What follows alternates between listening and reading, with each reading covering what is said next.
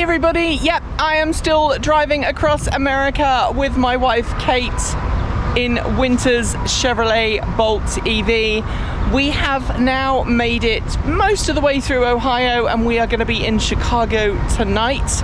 But as you would have seen yesterday, I was in Niagara Falls. We actually had a day off in Niagara yesterday because neither of us had seen the falls. But today we have another guest host for you on the channel. And I'd love to introduce you to the wonderful Ben Nelson. If you haven't met him already, he is a really amazing guy in the EV and clean energy and clean transportation space. Ben is an advocate for just getting your hands dirty and doing it yourself. He has worked on so many amazing projects over the years. He's helped build super efficient vehicles, both battery electric and before that internal combustion. He has worked in the EV advocacy space for a really long time, and he's a real supporter of teaching people how to do things so that they can do it themselves, save themselves some money, have fun in the process, and maybe make the world a better place as a consequence. Today, Ben is going to be talking about Ford's all-electric pickup truck, but not the F150 Lightning that I have got on order. So I'll hand it over to Ben and he'll tell you more. Hi everybody, it's Ben here, and if you're like me, you're pretty excited about Ford's new all-electric pickup truck, the F-150 Lightning. But what about Ford's other electric pickup truck? Americans love our pickup trucks. We love that macho, outdoorsy feeling, and we fantasize about off-roading and driving through mud in slow motion. Well, for over 30 years, the F-150 has been the best-selling vehicle in the United States. The strange thing, though, is that we had electric pickup trucks over 20 years ago, and that included Ford manufacturing the Ford Ranger EV from 1997 to 2002.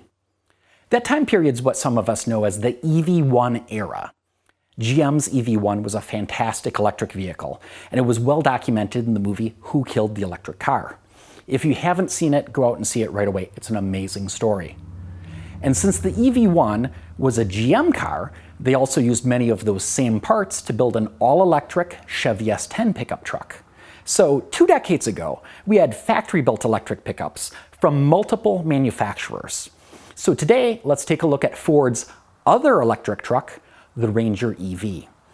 The first thing you notice is that it looks like a truck.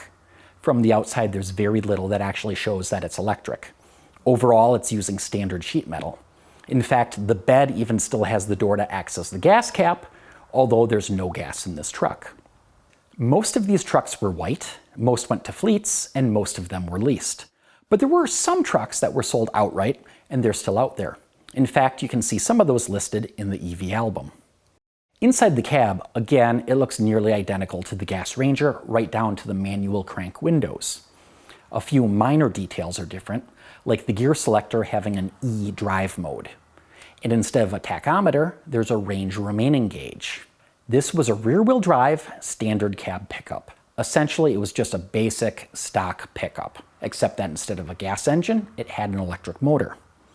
This was a Siemens AC induction motor and used a 3-to-1 gear reduction going to the half shafts of the rear wheels. The motor was rated at 90 horsepower, but the peak power, just over 87 kilowatts, was very similar to the 117 or 119 horsepower of the 4-cylinder Ranger gas engines of that time period.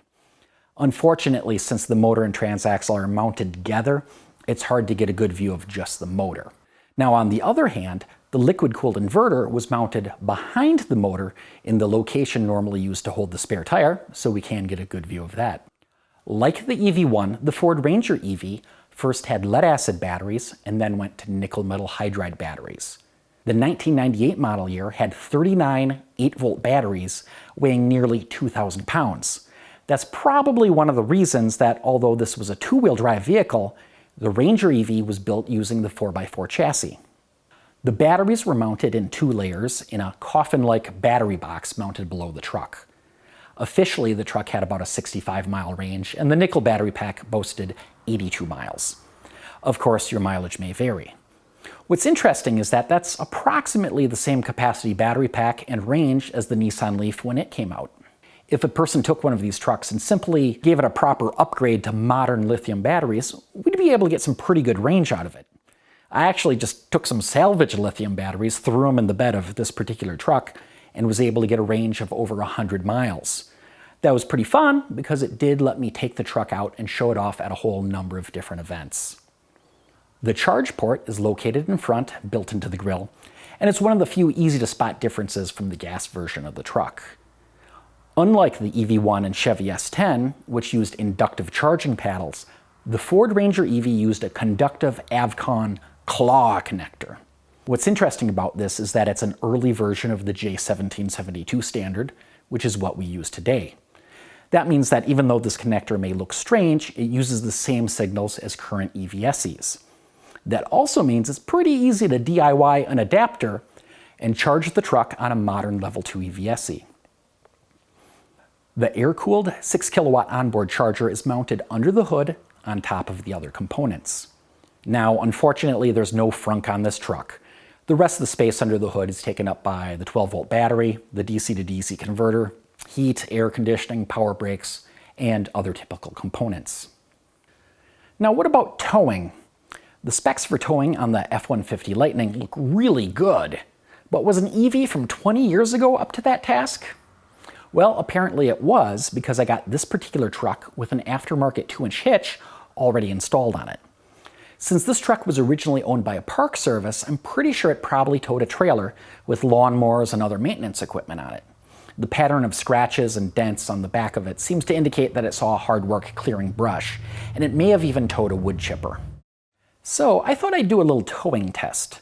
And no, I didn't have train cars handy, or even an Airstream, but I did have a 1960s travel trailer, which I took out with the Ranger EV. Overall, I was really happy with how the truck tows. There's no manual gears to shift through or clutch to burn out. And all that torque at low speeds means it's easy to get going. On top of that, regenerative brakes make it easy to control the speed of the trailer without wearing out brake pads. Of course, these are all the reasons that make almost any EV great to tow with. A 2-inch receiver on an EV is also a handy way to connect other accessories, whether that's a bike rack, a cargo carrier, or even a patio umbrella for tailgating. When people have asked me about when EVs will really take off in the United States, I've told them it's when we have mainstream electric pickups. As workhorses, we ask a lot of these vehicles, but I also think that means that when we have EV trucks, we reach the point where we can have any type of vehicle as electric. It will do anything we ask of it, and it will do it better than any gas version. Features like home power backups and just how well electrics tow are going to be the killer apps that help convert consumers from gas to electric. Thanks for spending a little time with me today to learn more about Ford's other electric truck, the Ranger EV. I'm really looking forward to the new generation of electric trucks from Ford, Tesla, Rivian, and others. And this time, instead of being compliance vehicles, they are feature-laden, mass-marketed, and driven by consumer demand. See you next time. Thank you, Ben. That was an amazing video. I hope you enjoyed it if you were watching it in New Zealand. We'll be back more. Thanks, Ben. That was an amazing video. I hope that if you're watching this, you enjoyed it too. I'll be back with more great content from the road and when we get back into the studio as well. I'm Nikki Gordon Bloomfield. Ka kite. See you next time.